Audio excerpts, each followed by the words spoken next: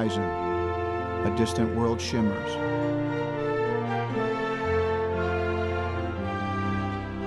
Five islands and the seas around them.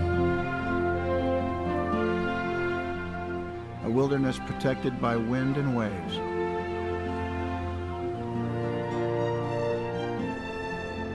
It is a place of solitude and adventure.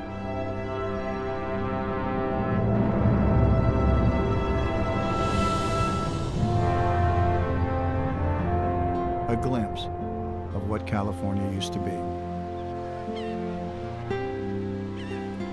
Out past the edge of the continent, out on the edge of the imagination, this lost world beckons.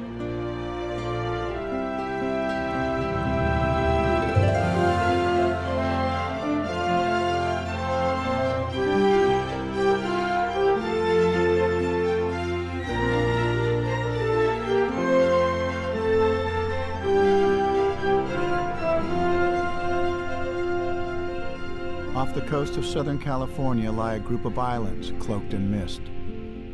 Channel Islands National Park. It's just a short boat ride from one of the most populated regions on Earth. But few travel here, out where the mainland ends. Those who do find a remarkable refuge. Half land, half water. Isolated but overflowing with life. 5 islands, and the sea that guards them.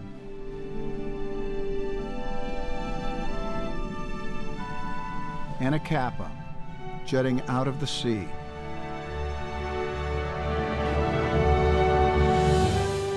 Craggy and volcanic, with its iconic arch rock. The historic lighthouse. And wildflowers that bring the rocky soil to life.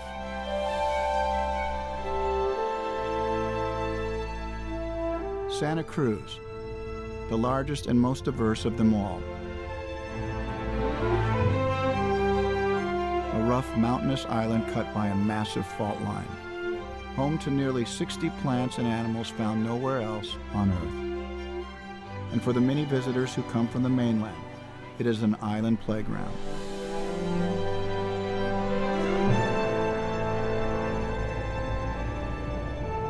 Santa Rosa, a landscape that rolls from the mountains to the marshes, sheltering rare Torrey pines, weathered sandstone canyons, and vestiges of a ranching past.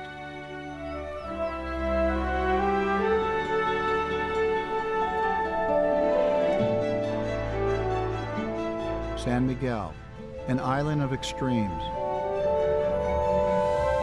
wild, windy, and remote, where isolated beaches protect one of the largest rookeries of seals and sea lions in the world. And ancient dunes reveal the caliche forest, fossilized trees from long ago.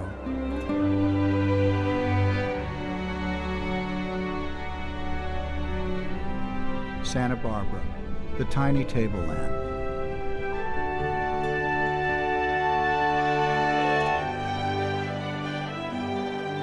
A mesa framed by twin peaks and steep rock faces, where stunning wildflowers and nesting seabirds draw the occasional visitor from the distant mainland. And all around, an underwater national park. A mile of sea on the fringes of the land. One of the planet's great marine ecosystems, flowing with life.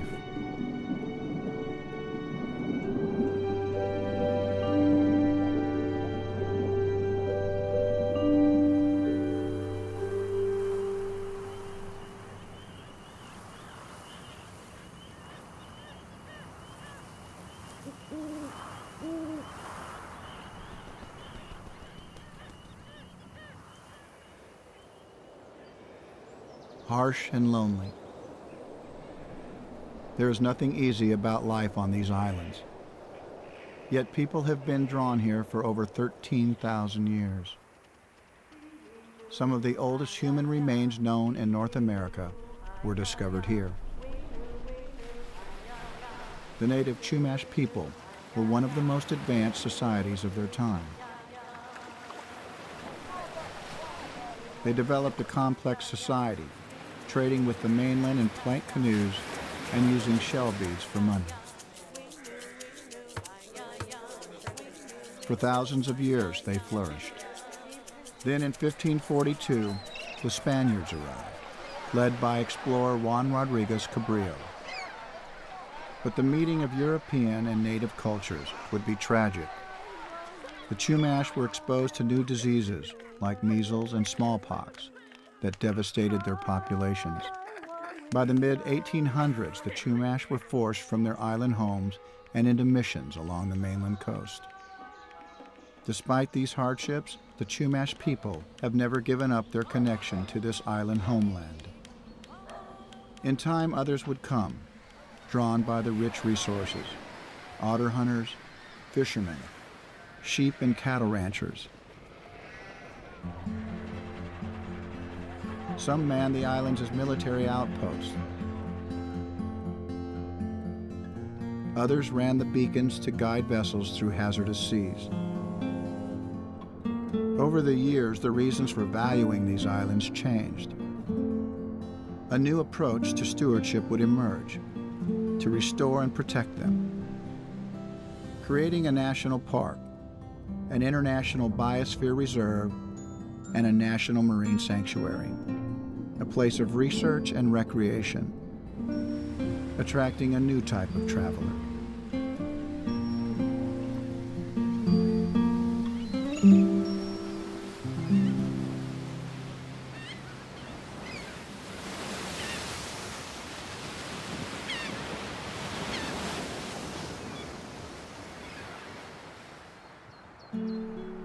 It's only an hour from the freeways of Southern California.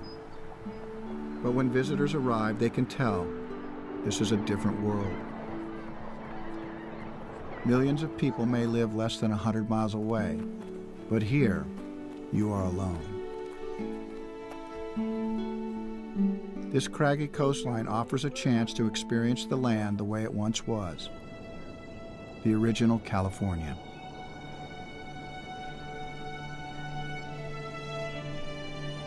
Our family goes camping on the Channel Islands to get away from it all.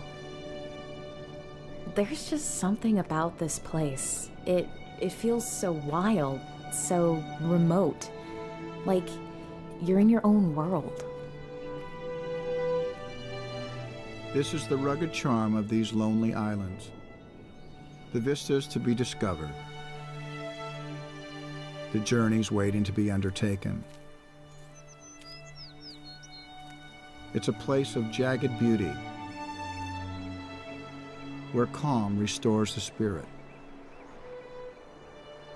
A quiet corner of the world.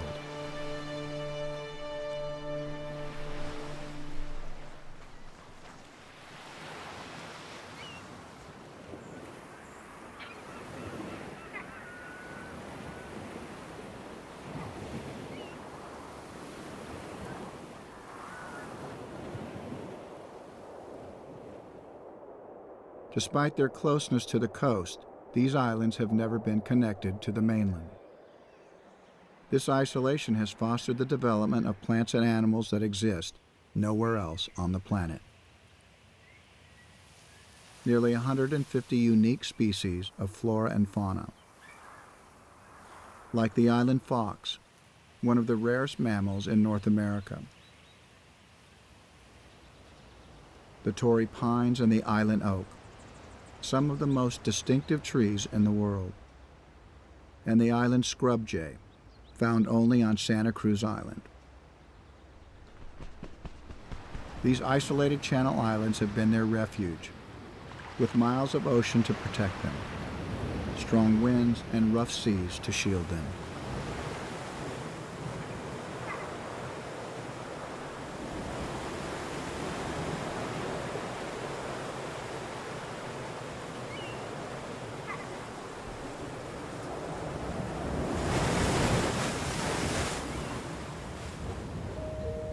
It starts in the waves themselves, a rich web of life that reaches up from the sea. Here, the cold currents of the North Pacific collide with the warm waters of the South and combine with the great upwelling of nutrients from the ocean floor. A living soup develops that supports more than 2,000 species, from tiny plankton to giant whales.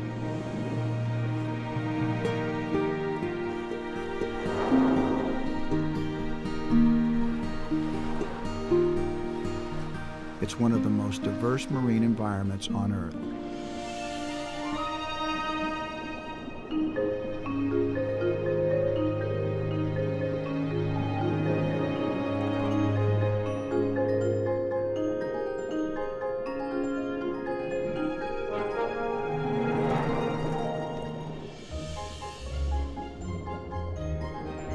No wonder divers and swimmers from all over the world come here.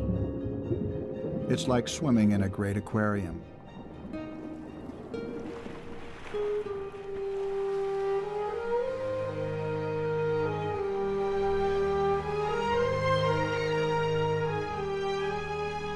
Others come looking for adventure along the coast to explore some of the largest sea caves on Earth, the rock cathedrals where the ceilings soar. They call this the Painted Cave. It's here on the edge of Santa Cruz Island. It's an incredible setting. Paddling through the water here lets me experience the park in a completely different way. I become immersed in the sea, intimate with the coastline and the marine life.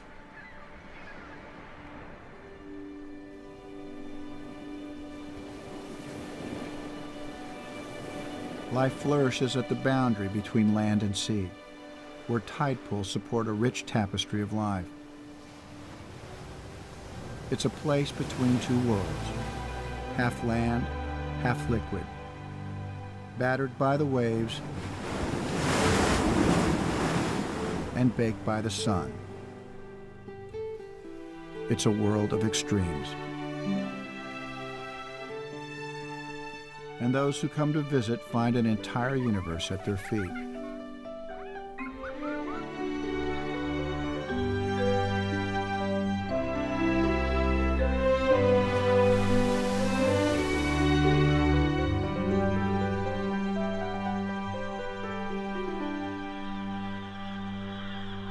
This land-sea connection provides a refuge for birds as well. They arrive in large numbers, drawn by the isolation, the lack of predators, and the food. For thousands of seabirds traveling the Pacific, these little pieces of land are key for survival. Year after year, they come to breed, to nest in secluded rookeries. Pelicans and cormorants, oyster catchers and western gulls. This abundance of wildlife doesn't just make these islands an enjoyable place to visit. For scientists, it's a living laboratory, a place to see how a small, fragile pool of species can change and adapt. And in this laboratory, research is underway in the giant kelp forest. This is not just any seaweed. This is a great rainforest beneath the waves. Giant kelp is one of the fastest growing plants on Earth, growing up to 2 feet a day. Below the surface, light plays through these great strands like shafts of sunlight through stained glass. But a quiet crisis is brewing here. Many of the magnificent animals in the kelp forest have disappeared as a result of overfishing and a changing environment. Since the 1980s, teams of researchers have been diving here to monitor the undersea life and track exactly how it's doing. Some creatures, like the abalone, were prevalent just a few decades ago, but now they're rare. That's why this work is so important. To protect the ecosystem, you have to pay attention. You have to know its health. That's why we're so committed to this work. This is all part of the longest-running monitoring program in the national parks, the model many others are based on. Because this data is so extensive, it was used to help establish marine reserves, underwater refuges closed to fishing. And the results are encouraging. There are now more fish and bigger fish in these reserves. For all the changes, these submarine forests continue to harbor a remarkable range of underwater life. Nearly 1,000 species of plants and animals.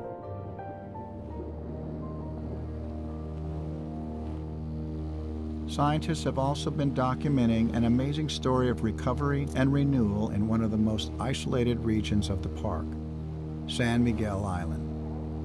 It is something that could have only occurred in a place as remote and protected as this.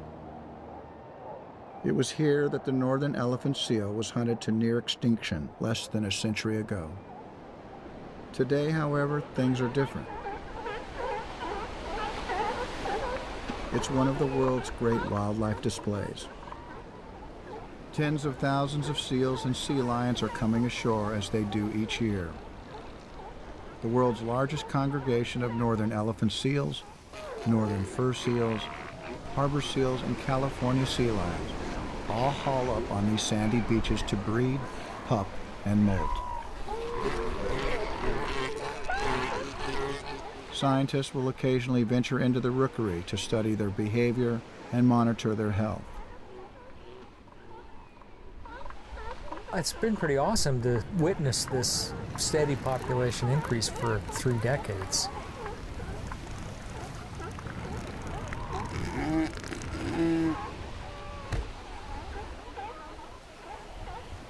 It's a fairly uplifting thing because we've also been studying other animals that have been added to the endangered species list, so it's been pretty wonderful to watch this. There aren't many places left in North America like this. Places secluded and inaccessible. Places that these animals can call home. There's been a tremendous value of having these islands protected, remote, even though we've got 15 million people less than 100 miles away. The fact that these habitats were here is the key factor in our population success and recovery.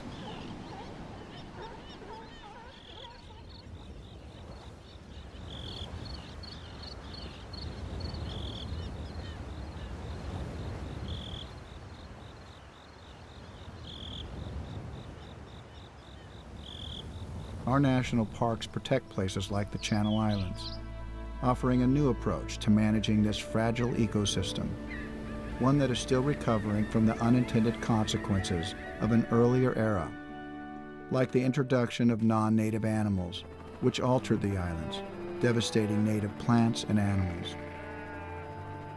Over time, these non-native species have been removed, and in just a few decades, the islands have begun to turn a corner. Signs of recovery can be seen on islands from Santa Barbara to San Miguel. Two of the great success stories are the recovery of island foxes and bald eagles. Not long ago, the island fox was on the brink of extinction with only 14 left on Santa Rosa and 15 on San Miguel. And bald eagles had disappeared from the Channel Islands altogether. Then a program to reestablish both species gradually rebuilt their populations. Now both species are back from the edge of extinction and out in the wild again. And they are not alone. The once endangered northern elephant seals, California brown pelicans, peregrine falcons, and island plant communities are all recovering in this protected habitat as well. The National Park Service is also studying and preserving important vestiges of our past to provide a greater understanding of how people have adapted to these islands for over 13,000 years. From the long and unique tradition of island ranching, to the shipwrecks that reveal a maritime heritage, to the earliest traces of the first island people, all are preserved by this national park. And today, those who trace their heritage to the islands still feel the pull of this place. Our ancestors came from these islands, and each time we come back, we can feel their presence here. We walk in their same footsteps through this unspoiled natural landscape. It's wonderful to know that our children will be able to come back and know the beauty and significance of this place.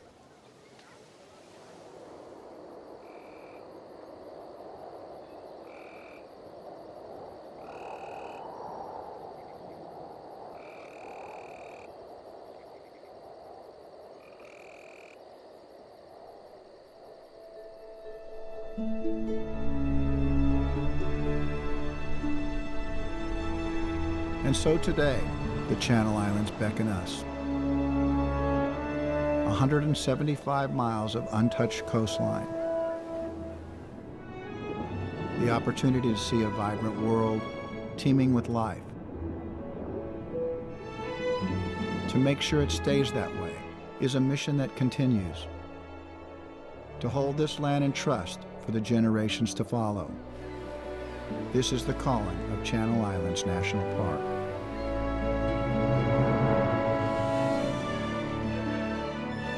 For all, a place to study and cherish, a place to experience and enjoy, a place to conserve.